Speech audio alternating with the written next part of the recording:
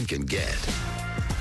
Welcome in to First Things First. I'm Sarah Kustok, filling in for Jenna Wolf. That's Chris Canty. That's Chris Broussard, filling in for Chris Carter. Nick Wright, ready for a good week, guys? I am ready. I'm ready to get after it. CB already had a good conversation right. before we even came. I don't want to tell what was happening. So we're ready to go right now.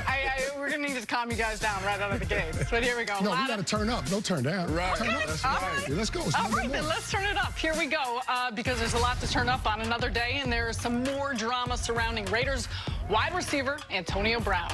Yesterday, Brown was not at Raiders training camp because he is reportedly still unhappy after the NFL rejected his preferred helmet for clearance in games. And it seems as though General Manager Mike Mayock has had enough. Here's the bottom line. He's upset about the helmet issue. We have supported that. We appreciate that. Okay, but at this point, we've pretty much exhausted all avenues of relief. So from our perspective, it's time for him to be all in or all out. Okay? So we're hoping he's back soon. We got 89 guys busting their tails. We are really excited about where this franchise is going, and we hope AB is going to be a big part of it starting week 1 against Denver.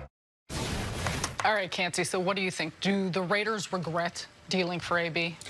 I'm not going to say they regret dealing for him right now, but I will say that when somebody shows you who they are, you better believe them. And we found out exactly who Antonio Brown was last year in Week 17, no show, no call, when his team was fighting to get into the playoffs, playing against a division rival, and you can't be there for your teammates. That's the part of it that I can't excuse. I can understand his frustration with the helmet issue. The helmet is the most important piece of equipment that any NFL player will wear. But that being said, you have to work with the league office and you have to work with your team to be able to find a reasonable solution that everybody can live with. And right now, it just doesn't feel like Antonio Brown is doing that. He didn't accept the decision from the independent arbiter when they took that case to that court a couple of weeks ago. And now it's a situation where it's starting to become contentious with the organization that gave him the guaranteed money that he was looking for in a contract extension. Keep in mind, that's an organization that he hadn't done anything for.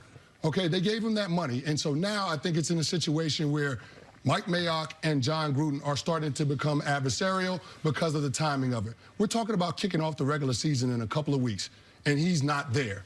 That part of it is inexcusable, in my opinion. This is absolutely ridiculous. I mean, they have to regret it. I'm sorry. You said we saw who he was last year. We're seeing who he is now. They want to set a culture. Okay, you got a lot of young players on that team, on the offensive end and defensive end. Josh Jacobs, the running back. Hunter Renfrow, the receiver. You want to set the culture, a winning culture. If you don't handle this correctly, then you could lose that locker room. You could lose your chances of establishing a strong winning culture in Oakland, which is what they're trying to do. So I think Peter King from NBC Sports, he wrote a great article where he said that the Raiders need to send the dreaded, as he called it, 5-day letter to Antonio Brown. Okay, what that means is that they send him and his agent, Drew Rosenhaus, a letter saying if you're not here within 5 days and ready to practice and play, then we will put you on the reserve/left squad list, which means you cannot play for any team in the 2019 season. I think it's gotten to that point, Chris, because it's not only the helmet, there are the feet. Okay, then there are the reports that you're sitting in meetings, you've been late to meetings.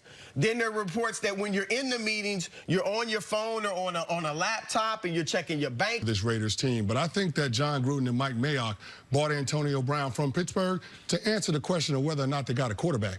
We're still trying to figure out whether Derek Carr is the guy, and I think that 2019 is that season. Keep in mind, after this year, there's not a lot of guaranteed money on Derek Carr's deal, so the organization theoretically could move on from him. But when you bring in a proven commodity like Antonio Brown, he helps you to answer that question. Think about some of the other moves that they made this offseason. You mentioned drafting Josh Jacobs out of Alabama with the first-round pick, Hunter Renfrow. They also went out and signed Trent Brown from the New England Patriots in free agency.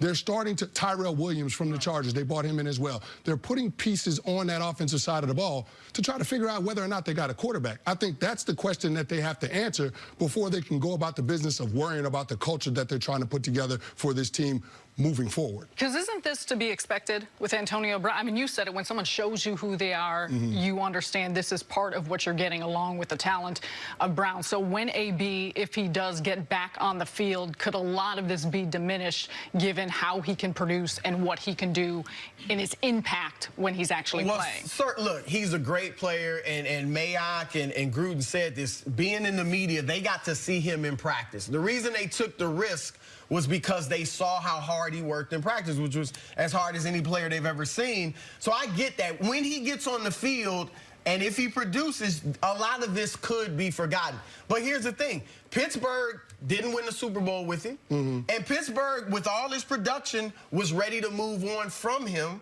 So I don't know that he's going to be worth the headache. And I agree with you on the Derek Carr situation.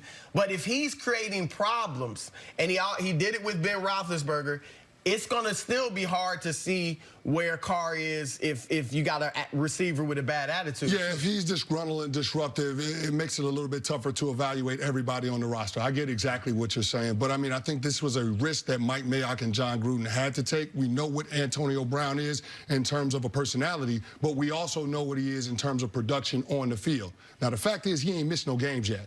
It's a bad look. They're breaking training camp today. The other 89 guys, they've been working for the past month. It doesn't feel like AB has been doing much of anything rather than bumping his gums and talking about how disgruntled he is at the NFL. Now, to his defense, it feels like the NFL is moving the goal line a little bit on this helmet issue just because Antonio Brown did find one of the helmets that he's used to wearing, a model that was made within that 10-year window, and yet the NFL said that he's not going to be allowed to wear that one either. So when you look at the entire situation, there is a little bit of an issue in terms of the communication between the league office, the club, and Antonio Brown in terms of what the standard is for the helmet that he needs to wear in 2019. Here's the thing, Chris.